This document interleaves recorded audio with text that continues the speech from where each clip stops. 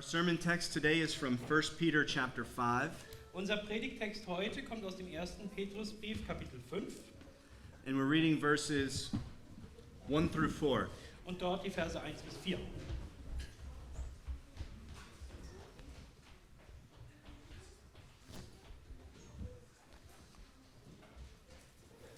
First Peter 5, 1 through 4. 1. Petrus 5, Verse 1 bis 4. Peter writes the following to the church.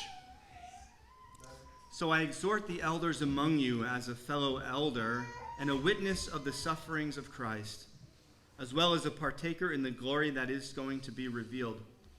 Shepherd the flock of God that is among you, exercising oversight, not under compulsion, but willingly as God would have you, not for shameful gain, but eagerly, not domineering over those in your charge, but being examples to the flock. And when the chief shepherd appears, you will receive the unfading crown of glory. Die Ältesten unter euch ermahne ich als Mitältester und Zeugen der Leiden des Christus, aber auch als Teilhaber der Herrlichkeit, die geoffenbart werden soll.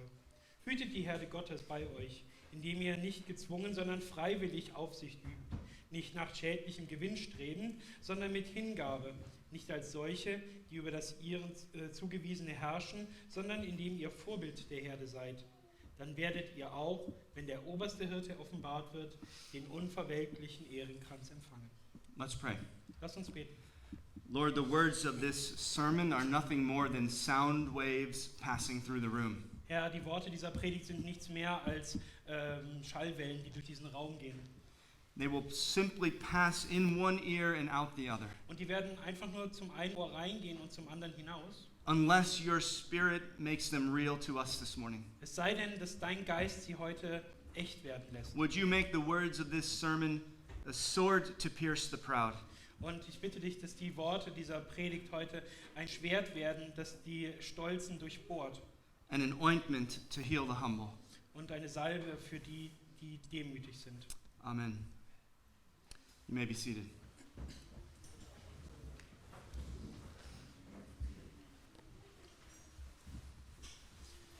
We come back to our mini sermon series through 1 Peter 5, 1 through 4. Wir kommen zurück zu unserer Mini-Predigtreihe aus dem 1. Petrusbrief, Kapitel 5. It's about elders, Es geht um die Ältesten.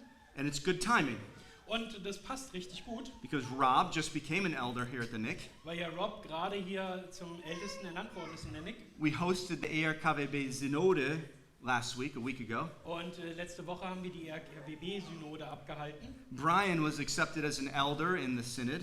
Und Brian wurde als Ältester in der Synode anerkannt. So this is a good time to talk about why these things are important. Und daher ist es eine gute Zeit, darüber zu sprechen, warum diese Dinge wichtig sind. Why the institutional church is important. Warum die institutionelle Kirche wichtig ist. I know we don't like that word, Ich weiß, wir mögen das nicht gern. as we talked about 2 weeks ago. So wie wir da vor 2 Wochen bereits drüber gesprochen haben. There's many Christians who want to go back to the first century church. Und es gibt viele Christen, die diese Kirche des 1. Jahrhunderts, zu der zurückkehren möchten. I just had a phone call with a guy yesterday, Und mich hat da erst gestern einer angerufen zu. and he said we need to go back to the first century church. Und er hat gesagt, wir müssen zurück zu dieser Kirche des 1. Jahrhunderts. And I said, what do you think the first century church looked like? Und ich habe ihn dann gefragt, ja, was denkst du denn, wie hat diese Kirche ausgesehen? He said it was just Christians praying and reading the Bible. Und er hat dann gesagt, ja, das waren halt Christen, die zusammengekommen sind und die Bibel gelesen haben. But as we saw 2 weeks ago, that's not very accurate. Aber wie wir ja vor 2 Wochen gesehen haben, ist es nicht sonderlich genau. Of course that was happening. Natürlich ist das so passiert. But in the first century church was already very institutional. Aber die Kirche des 1. Jahrhunderts war schon sehr institutionell gegründet. They were already ordaining elders and deacons. Sie haben schon Älteste und Diakone ernannt. They had their first synod in Acts chapter 15. Und in Apostelgeschichte 15 lesen wir, dass im Jahr 50 nach Christus die erste Synode stattgefunden That's hat. around 50 AD. Also um 50 nach Christus. Now, of course, we can all understand why people are skeptical of the institutional church. Und natürlich verstehen wir auch, warum die Menschen skeptisch gegenüber der institutionellen Kirche eingestellt sind. Not only has it done immense harm in the world, Es hat nicht nur unendlichen Schmerz in der Welt herbeigeführt, but it also seems so unnecessary, doesn't it? und es hat auch so den Anschein, unnötig zu sein, oder? Christianity isn't about positions and meetings and budgets. Weil im christlichen Glauben geht es doch nicht um Besitz und Treffen und Budgets. Christianity is about the gospel. Beim christlichen Glauben geht es doch um das Evangelium. It's about winning souls to Christ. Seelen für Christus zu gewinnen. It's about loving your neighbor and healing marriages, Deinen Nächsten zu lieben und Ehen zu heilen. which is true. Und das ist natürlich wahr. So I can understand why people are skeptical of the institution. Und daher verstehe ich auch, warum Menschen dieser Institution skeptisch gegenüberstehen. I get frustrated with it myself at times. Und mich nervt es auch manchmal. But rejecting the institutional church Aber diese institutionelle Kirche zurückzuweisen, is not only unbiblical, ist nicht nur unbiblisch, it's also very short-sighted. sondern auch sehr kurzsichtig. It's like if you want to go to Africa and dig water wells, for people who have no water.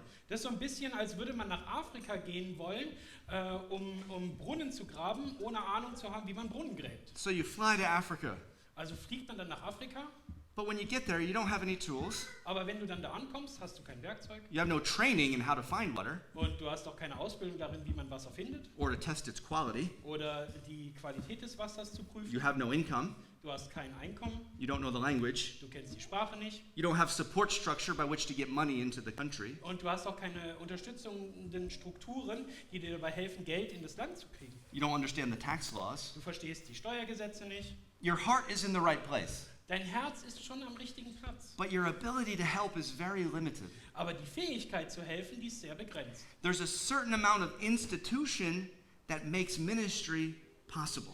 Also es gibt quasi eine bestimmte Menge an Institutionen, die den Dienst erst möglich macht. Now, of course, there's always been, trailblazers. Aber natürlich gibt es auch immer die, die querfeldein fahren. Who here has ever read the book Bruchko? Kennt von euch vielleicht einer das Buch Brutschko? 2. Okay, well, maybe I'll hand that book out to some people.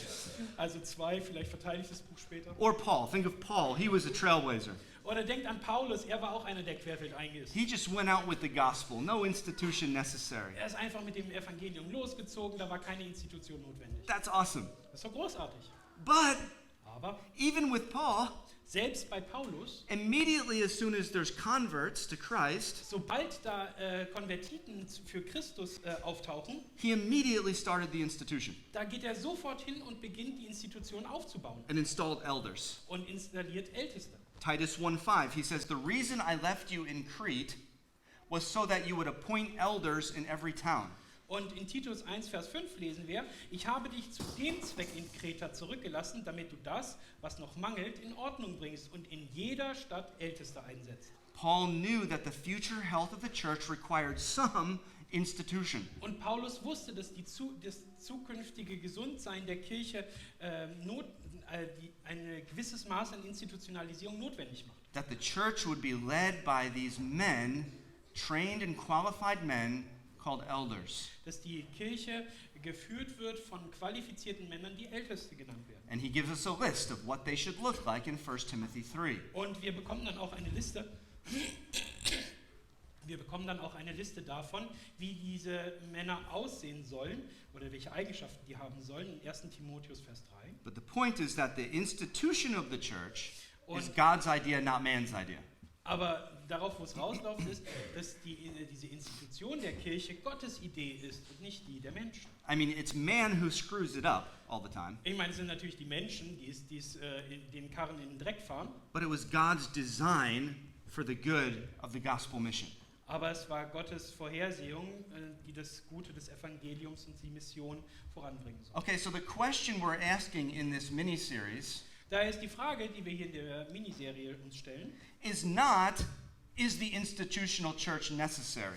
eben nicht, ob die institutionalisierte Kirche notwendig ist, It is. weil sie es ja ist. God ordained it. Gott hat sie geheiligt. No, the real question is, Nein, die wahre Frage ist, what should that institution look like? wie soll denn diese Institution ausschauen? What are the responsibilities of an elder? Was sind denn die Verantwortungsbereiche eines Ältesten? What are the limits of their power? Was sind die Grenzen ihrer Macht? How does God expect you to respond to your elders? Was erwartet Gott von euch, wie ihr gegenüber euren Ältesten auftreten sollt? In Hebrews 13:17, it tells us to submit to our elders. Und im Hebräerbrief, Kapitel 13, Vers 7, da erfahren wir, dass wir uns unseren Ältesten unterordnen sollen. What does that mean, submit? Was bedeutet das denn, unterordnen? When? Wann? How? Wie? In what ways? auf welche Art und Weise? If Stephen tells me to wash his car, do I have to do it? Wenn Steven mir also jetzt sagt, ich soll dein Auto sauber machen, muss ich das dann machen? We can talk about that later. Wir können da später mal drüber sprechen. What if he tells me to do the rosary 35 times? Was ist, wenn er sagt, ich soll den Rosenkranz 35 Mal beten? I mean, all of us know the role of the policeman. Ich meine, alle von uns kennen diese Rolle, die die Polizei spielt. We know what a politician's job is. Wir wissen, was die Aufgabe eines Politikers ist. And parents and teachers, that's clear. Und von Eltern und Lehrern, das ist uns klar. But few people today understand the role of the elder of the local church. Aber es gibt nur wenige Menschen, die die Rolle der Ältesten in der örtlichen Gemeinde verstehen. But it's right here. Aber es steht doch genau hier It's drin. in the Bible. In der Bibel. God tells us. Gott, jetzt sagt es uns. And 1 Peter chapter 5 is one of the best examples of what a elder should be. Und in 1. Petrus Kapitel 5, da erfahren wir am besten, wie das mit diesen Ältesten sein soll. And I've broken it into 5 parts. Und das habe ich in 5 Teile unterteilt. Today we'll look at part 1. Und heute schauen wir uns den ersten an. Peter says, elders shepherd the flock that is among you.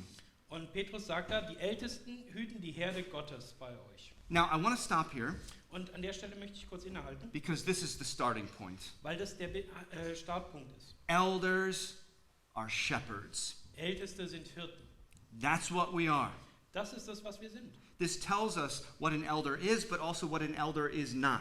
Es sagt uns also, was ein Ältester ist und was er auch nicht ist. Notice Peter doesn't call them kings of the congregation. Und ich hoffe, euch fällt hier auf, dass Paulus eben nicht sagt, dass es sind die Könige der Versammlung Or rulers or masters of the church. oder die Herrscher der Kirche. Peter is not envisioning men who sit upon thrones, Petrus stellt sich hier nicht Menschen vor, die auf einem Thron sitzen. or driving around in their bulletproof Pope-mobiles, Oder Menschen, die in ihrem Panzerglas gesicherten Papamobil rumfahren. where little babies kiss their rings. Und kleine Babys, die ihren Ring küssen. No, he calls them shepherds. Nein, er nennt sie Hirten. That's an elder. Und das ist ein Ältester. A shepherd is down with them in the mud. Ein Hirte ist mit ihnen im Dreck. He's feeding them. Er füttert sie. He's personally caring for their wounds. Er kümmert sich ganz persönlich um deren Wunden. He's running after them when they go astray. Und er läuft ihnen nach, wenn sie sich verirren.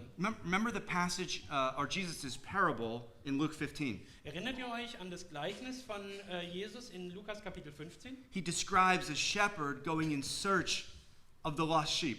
Und da beschreibt er doch einen Hirten, der loszieht, um das verlorene Schaf zu suchen. You know, in most governments, both in church and in nations, Und in den meisten Regierungsformen und auch in der Kirche, you're just a number very often. da bist du einfach nur eine Nummer. You know, we lost 856 people have stepped out of the church in Hessen this year. 856 Menschen sind in diesem Jahr aus der Kirche in Hessen ausgetreten. That's bad news. Das ist echt schlimme Nachrichten. Same in my country. In my country, to my government, I'm just a number. Und das Gleiche ist auch in meinem Heimatland so. Für meine Regierung, da bin ich einfach nur eine Nummer. And that's understandable. Und das ist auch nachvollziehbar. There's a lot of people there. Es gibt ja echt viele Leute. But elders are called shepherds. Aber die Ältesten werden Hirten genannt. And if one of their sheep goes missing, Und wenn ein von ihren Schafen verloren geht, he goes looking. dann zieht er dem nach. The shepherd knows his sheep. Der Hirte kennt seine Schafe. You are not a number to Christ. Du bist nicht nur eine Nummer für Christus. He knows your name. Er kennt deinen Namen. He knows your pain. Er kennt deinen Schmerz. And the Bible calls elders to be this kind of under shepherd. Und die Bibel ruft eben diese Ältesten als Unterhirten. You should not be a statistic to your elder. Du solltest nicht nur eine statistische Zahl sein für deine Ältesten. He cares for you. Er sorgt sich um He dich. cares for your spiritual health, Er sorgt sich um deine geistige Gesundheit safety, und deine Sicherheit, your eternal future. deine ewige Zukunft. This is the standard God gave for elders. Und das ist der Standard, den Gott für die Ältesten erhoben hat. Love and care. Liebe und Sorge. At the same time, Und zur gleichen Zeit, the word shepherd is so good darum ist dieses Wort Hirte so gut, because it's care, weil es sich kümmern und Fürsorge ist, but it's also leadership. aber es ist auch eben Führung, Loving leadership. liebende Führung. Notice in the parable that Jesus gave Und ich hoffe, das fällt euch auch in dem Gleichnis auf, das Jesus da gegeben hat, that the shepherd doesn't say, dass der Hirte eben nicht sagt, "Oh, I found you on a dangerous cliff. oh, ich habe dich da an der ganz gefährlichen Klippe gefunden, Did you want to stay a little longer? willst vielleicht noch was länger bleiben, Should I come back?" soll ich nochmal wiederkommen? No, the shepherd puts the sheep on his shoulders and goes back to the flock. Nein, der Hirte nimmt das Schaf auf seine Schultern und bringt es zurück zur Herde. In other words, Und in anderen Worten, the elders are called to lead the sheep to safety. die Ältesten sind dazu berufen, die Schafe in Sicherheit zu bringen. It's not just love, Das ist nicht nur Liebe, it's also leadership in one person. sondern auch Führung. Remember when Jesus was washing the disciples' feet? Erinnert ihr euch daran, als Jesus die Füße der Jünger gewaschen hat? I love that story. Ich liebe diese Geschichte. Okay, he was setting an example for future leadership in the church. Und damit hat er ein Beispiel gegeben für die zukünftige Führung in der Kirche. This is how you should lead. So sollte man seine Gruppe führen. And this story is great because in it you see service and leadership at the same time. Weil man da Führung und Dienerschaft zur gleichen Zeit erkennt. Okay, so here's the king. Just imagine. Und stellt euch das mal einfach mal vor. This is the King of Kings. Der König der Könige, This is God the Son der Sohn Gottes, washing his disciples' feet. der die Füße der Jünger wäscht. Unbelievable service. Unglaublicher Dienst. And then at one point, Und dann an einer Stelle, Peter says, dann sagt Petrus, "No, Lord, you will never wash my feet." nein Herr, du darfst meine Füße nicht waschen. Jesus says, "Well, if I don't wash you, you have no part with me." Und dann antwortet Jesus ihm, ja, nee, aber wenn ich deine Füße nicht wasche, dann kannst du nicht bei mir bleiben. So Peter changes his mind Und dann ändert Petrus seine Meinung and says, "Okay, wash all of me." und dann sagt er, ja, wasch alles von mir. And Jesus says, "No, Dann sagt Jesus, nein, I just thought your feet are enough." deine Füße sind genug. And I love that Und mir gefällt es so sehr, because it's like Jesus is saying, weil es so in der Art ist, als würde Jesus sagen, I may be on my knees right now, ich bin zwar auf meinen Knien gerade, but make no mistake, I'm still leading. aber mach keinen Fehler, ich bin immer noch derjenige, der sagt, wo es lang geht. In other words, In anderen Worten Jesus is not asking elders to give up their authority sagt Jesus nicht, dass die Ältesten ihre Autorität aufgeben sollen, to lead the church. die Kirche zu führen. No, what he's saying is this is what leadership looks like in the church. Nein, er sagt, so soll Führer und in der Kirche ausschauen. Leading on your knees, Auf den Knien zu führen. loving leadership. Liebende Führerschaft. I love the picture of the elder as a shepherd. Und ich liebe dieses Bild der Ältesten als Hirten. It tells us who he is. Es erzählt uns, wer er ist. At the same time, as I said, it also tells us who he is not. Und zur gleichen Zeit sagt er es uns auch, wer er nicht ist. And this may be just as helpful to you. Und das mag jetzt auch absolut hilfreich für euch sein. For example, Zum Beispiel, an elder is not a coach. ein Ältester ist kein Trainer. As much as I would like to make some of you do 20 push-ups, I don't have that right. So sehr wie es mir auch gefallen würde, den einen oder anderen jetzt zu 20 Push-Ups aufzufordern, Liegestütze, dazu habe ich kein Recht. Elders are also not police, Und die Ältesten sind auch nicht die Polizei, trying to catch you sinning. die dann darauf warten, dich dabei zu erwischen, wie du sündigst. Aha, gotcha. Aha, habe ich dich. No, shepherds are to help guide you away from dangerous temptation, Nein, Hirten sollen dich weg von gefährlicher Versuchung führen, for your protection. zu deinem Schutz. An elder is also not your parent Und ein Ältester ist auch nicht dein Elternteil or the ersatz parents of your children. oder die Ersatzeltern deiner Kinder. Parents have the primary responsibility for the spiritual health of their children. Den Eltern obliegt die primäre Verantwortung für die spirituelle Gesundheit ihrer Kinder. This was very important for Brian and I as we started talking about the kinder work that we're doing at the church. Und es war ganz wichtig für Brian und mich, als wir über die Kinderarbeit hier in der Kirche gesprochen haben. Brian and the Johanneses are not replacing your responsibility at home. Brian und die Johannese ersetzen nicht eure Verantwortung für eure Kinder zu Hause. They're simply supporting what you must be doing at home. Sie unterstützen einfach nur, was ihr zu Hause tun müsst. I don't know. I sense that there's a tendency in this country Und ich habe so den Eindruck, es gäbe eine Tendenz in diesem Land, to leave it to the professionals. es denen zu überlassen, die ausgebildet sind. I get my car fixed by the mechanic. Wenn mein Auto kaputt ist, dann bringe ich das zum Automechaniker. He has an Ausbildung. Er hat eine Ausbildung. Plumbers fix the pipes. Und die Klempner, die sorgen sich um die Rohre. And the pastors, the elders, they're there to make sure my children walk with Christ. Und die Ältesten und die Pastoren, die sind dafür verantwortlich, dass meine Kinder mit Christus gehen. They're the Ausgebildete. Die sind doch die, die ausgebildet sind. No. Elders exist to support you as you are spiritually leading your children. Nein, die Ältesten und Pastoren unterstützen dich, während du deine Familie spirituell führst. So, when your child asks you a difficult theological question, Und daher ist dann, wenn dein Kind dich eine schwierige theologische Frage stellt, and it happens und a das lot, kommt vor, häufig, don't say, let's go ask the pastor. dann geh nicht hin und sag, ja, lass uns den Pastor fragen. No, you go ask the pastor, Nein, du sollst dann den Pastor fragen, learn it for yourself, es selbst verstehen lernen and then teach it to your children. und das dann deinen Kindern lehren. That's our job. Das ist unser Job. So we're not coaches, we're not police, we're not parents. Also, wir sind keine Trainer, wir sind nicht die Polizei, wir sind auch nicht Eltern. And Und elders are not your best girlfriend. die Ältesten sind nicht deine beste Freundin. I remember visiting a family of the church many years ago. Ich erinnere mich daran, eine Familie, die ich vor vielen Jahren hier aus der Kirche besucht habe. They were going through a hard time. Sie gingen echt durch eine schwierige Zeit. And it was an unfair situation. Und das war es auch. Es war echt eine unfaire Situation. So I listened to them and sympathized with their problem. Da habe ich mir das angehört und war empathisch für ihr Problem. But then pretty quickly I turned the conversation to them. Aber ziemlich schnell habe ich dann die das Gespräch auf sie gerichtet. And I said, okay, what does God require of you in this situation? Und ich habe dann gefragt, gut, was erwartet denn Gott in dieser Situation von dir? What does respecting authority look like in this situation? Was bedeutet es, die Autorität zu respektieren in dieser Situation? And loving our neighbor and so on. Und deinen Nächsten zu lieben und so weiter. It was a good and hard conversation. Es war ein gutes, aber schwieriges Gespräch. Well, about 2 years later, Und ungefähr 2 Jahre später, that couple came to my office da ist dieses Pärchen zu mir ins Büro gekommen and they said, we felt a little betrayed during that conversation. und hat dann gesagt, ja, wir haben uns ein bisschen hintergangen gefühlt in diesem Gespräch. Because it seemed like you were not on our side. Weil du den Eindruck hatten, dass du nicht auf unserer Seite stehst. And I remember thinking, I don't think you understand what an elder is. Und ich habe dann bei mir so gedacht, ich glaube nicht, dass ihr versteht, was die Rolle eines Ältesten beinhaltet. I mean, look, everyone needs a best girlfriend once in a while. Und seht, jeder braucht von dann und wann mal eine beste Freundin. And what I mean by that Und was ich damit meine ist, is that someone who's always on your side. jemand, der immer auf eurer Seite ist. Like when a girl gets dumped by some guy, Nämlich wenn dann so ein Mädchen dann von irgendeinem Typen verlassen wird, the best friend says, what a jerk.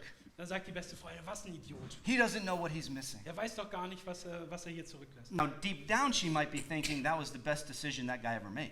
Und vielleicht fühlt sie ganz tief in sich drin, dass es die beste Entscheidung war, die dieser Typ jemals gemacht hat. This girl is a basket case. Weil das Mädchen hier echt irre ist. But she would never say that Aber das würde sie natürlich niemals sagen, because she's your best friend. weil sie die beste Freundin ist. She's got your back. Sie ist diejenige, die den Rücken stärkt. Everyone needs that kind of friendship. Jeder von uns braucht diese Art von Freundschaft. I'm not saying that is unimportant. Ich sage nicht, dass das nicht wichtig ist. I need that. Ich brauche das auch. But that's not what an elder is. Aber das ist nicht das, was ein Ältester tut. Listen to what Peter says in verse 4. Und hört mal auf das, was Petrus in Vers 4 sagt. When the chief shepherd appears, you, elders, will receive the crown of glory that will never fade. Dann werdet ihr auch, wenn der oberste Hirte offenbar wird, den unverwelklichen Ehrenkranz empfangen. Why is that important? Warum ist das wichtig? Because it means this is not my flock. Weil das bedeutet, dass das nicht meine Herde ist. I don't have the right to take sides. Ich habe nicht das Recht, mich auf eine Seite zu stellen. I'm on Jesus' side. Ich bin auf Jesus' Seite. It's his flock. Es ist seine Herde. I'm not your best girlfriend. Ich bin nicht deine beste Freundin. That's not why you go to your elder. Das ist nicht der Grund, warum du zu deinem Ältesten gehst. Our job is simply this. Unsere Aufgabe ist einfach die folgende. Listen to this. Hört mal zu. Our job is to help you discern how to glorify God and obey Christ in this difficult situation. Unsere Aufgabe ist herauszufinden, wie du Gott in dieser schwierigen Situation am besten ehren kannst. That's it. Das ist es. With love and empathy, Natürlich mit Liebe und Empathie. of course. Natürlich. But our loyalty is to Christ. Aber unsere Loyalität liegt bei Christus. That's whose side we're on. Auf seiner Seite sind wir. However, Aber since Jesus is the good shepherd da Jesus ja der gute Hirte ist, who loves you, der dich liebt, that means that our loyalty to Christ is loyalty to you. Das bedeutet, dass dann unsere Loyalität gegenüber Christus Loyalität gegenüber dir ist. There's nothing better an elder can do than to lead you to Christ in faith and obedience. Es gibt nichts Besseres, was ein Ältester tun kann, als sich zu Christus zu führen in Liebe und Gehorsam. That's the best loyalty you can hope for. Das ist die beste Loyalität, die du dir vorstellen kannst. You know, I think if Peter had written this letter in modern times, Und wisst ihr, ich glaube, wenn Petrus diesen Brief in moderner Zeit geschrieben hätte, maybe he wouldn't have called us shepherds or under shepherds. vielleicht hätte er uns dann nicht Hirten oder Unterhirten genannt. Maybe he would have called us sheepdogs, Vielleicht hätte er uns dann mehr Hirtenhunde genannt. because that's what we are. Weil doch letztendlich das ist, was wir sind. There's only one shepherd. Es gibt nur einen Hirten. He's leading with his rod and his staff. Er führt mit seinem Stecken und seinem Stab. And our job is like sheepdogs, just running around, keeping everyone close at Jesus' heels. Und unsere Aufgabe ist, so wie Hirtenhunde, die ganze Zeit rumzurennen und bei allen dafür zu sorgen, dass sie nah am Hirten bleiben. You think you're going to stop talking to your wife? Du denkst, dass du aufhörst, mit deiner Frau zu reden? No, get back in there. Nee, zurück da. You're going to start dating a non-Christian? Du willst einen Nicht-Christen anfangen zu treffen? No, come on, don't do that. Nee, lass das sein. You want to lay down and die because you're depressed? Du willst dich hinlegen und einfach nur sterben, weil du depressiv bist? No, get up, you're not alone. Nee, steh auf, du bist nicht allein. The good shepherd is leading us to good grasses. Der gute Hirte führt uns zu grünen Gräsern. That's our job. Das ist unsere Aufgabe. Running around, keeping the herd close to the heels of Jesus. Herumzurennen und die Herde nah an den Füßen von Christi zu And halten. sometimes that requires a gentle nudge, Und manchmal ist es so ein sanfter Stupser, den es dann and braucht. sometimes it requires an uncomfortable bark. Und manchmal benötigt halt etwas Unangenehmes Anbellen. But we're just the dogs. Aber wir sind einfach nur die Hunde. He is the chief shepherd, Er ist der Oberhirte. and he gave elders to his church for this purpose, Und dafür hat er Älteste in die Kirche gestellt. and will be judged by how faithfully we did it. Und wir werden gerichtet werden dafür, wie treu wir das umgesetzt haben. This is for your good. Das ist zu deinem Besten. This is our role. Das ist unsere Rolle. To see that you make it to the end of your life in faith, Danach uns zu sorgen, dass du es an dein Ende des Lebens im Glauben schaffst. without giving up, Ohne aufzugeben. in dependence on Christ, in love of the gospel. In Abhängigkeit von Christus, mit Liebe für das Evangelium. And we're called to do whatever is within our power to see that that happens. Und wir sind dazu aufgerufen, was immer in unserer Macht steht, dafür zu tun. You elders, says Peter, Ihr Ältesten, sagt Petrus, shepherd the flock that is among you. hütet die Herde, die unter euch ist. Amen.